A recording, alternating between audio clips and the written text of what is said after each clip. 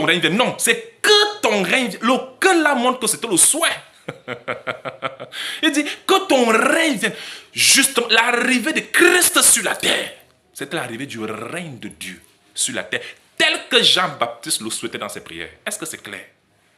C'est de ça qu'il s'agit. Que ton règne. Christ disait encore que voici le royaume de Dieu au milieu de vous. C'est pas pour nous qu'on appelle Christ le roi des rois. Parce qu'il amène le règne de Dieu sur la terre. C'était ce que Jean-Baptiste souhaitait. Et c'est ce qu'il enseignait à ses disciples. Vous comprenez? Donc ça ne peut pas être la prière de Jésus. Ou bien la prière que nous devons prier, nous ne pouvons pas dire à Dieu, Seigneur, que ton règne vienne. Pourtant, le règne de Dieu est déjà là. Et le règne de Dieu est dans nos cœurs.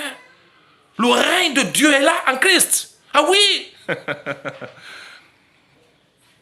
Il dit que ta volonté soit faite sur la terre comme au ciel. Est-ce que vous connaissez la volonté de Dieu? C'est que la volonté.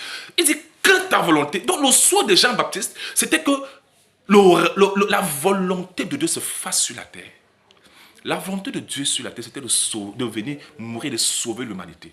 Vous comprenez? Et de faire de ceux qui croient au Seigneur des héritiers de Dieu. Cette volonté a été accomplie par Christ. Éphésiens chapitre 1 est clair là-dessus. Vous pouvez lire du verset 8. Au verset 13, vous allez voir clairement que cette volonté de Dieu, que Dieu avait conçue en lui-même, ce mystère de sa volonté a été accompli. Christ a accompli la volonté que souhaitait Jean-Baptiste. Que ta volonté soit faite sur la terre comme cette volonté était faite. Est-ce que nous croyons dans cela? Il continue. Il dit, donne-nous aujourd'hui notre pain quotidien. Le pain, ce n'est pas la nourriture. Vous comprenez? Le pain, ce n'est pas le pain de la boulangerie, le pain de ménager. Non, non. Ce n'est pas le pain de ménage. On dit le pain quotidien. Donne-nous notre pain. Le pain là n'est pas quelque chose à manger venant de la terre, produit par la terre. Non. Si vous voulez bien comprendre la signification de ce terme pain là, vous allez prendre directement Jean chapitre 6, nous lisons du verset 32. Nous lisons du verset 32. Allons-y, verset 31. Les Juifs parlent, ils disent, nos pères ont mangé la manne dans le désert, selon qu'il est écrit, il leur donna le pain du ciel à manger. Donc ils pensaient, quand Dieu parlait du pain de l'Ancien Testament, il parlait de la manne. Non, non, Jésus va donner la correction. Jésus-Christ leur donne la correction. Jésus leur dit au verset 32. En vérité, je vous le dis, Moïse ne vous a pas donné le pain du ciel. Vous avez vu ça?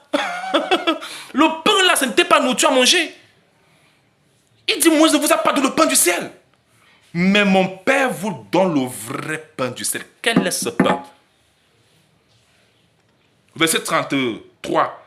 Car le pain de Dieu, c'est celui qui descend du ciel et qui donne la vie au monde. Donc le pain n'est pas quelque chose, le pain c'est celui, c'est quelqu'un.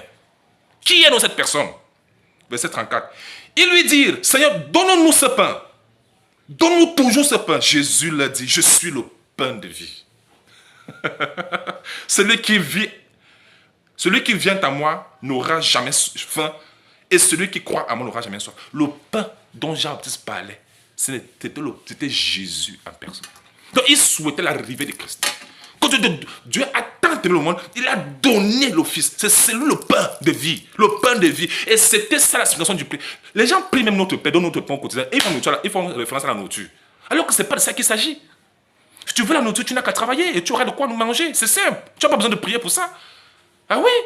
Mais ce que vous devez comprendre, c'est que le pain, c'est au singulier. Ce n'est pas le pain, c'est le pain. Un pain bien défini. Qui est Jésus? La parole de Christ, c'est le pain de vie. Christ est le pain de vie. C'est le pain qui donne la vie éternelle et non le pain qui finit dans les toilettes. Est-ce que c'est trop clair? Au verset 13. Ne nous induis pas en tentation, mais délivre-nous du malin. Le malin, c'est le diable. S'il vous plaît. S'il vous plaît. Délivre-nous du malin. Ça veut dire que délivre-nous du diable.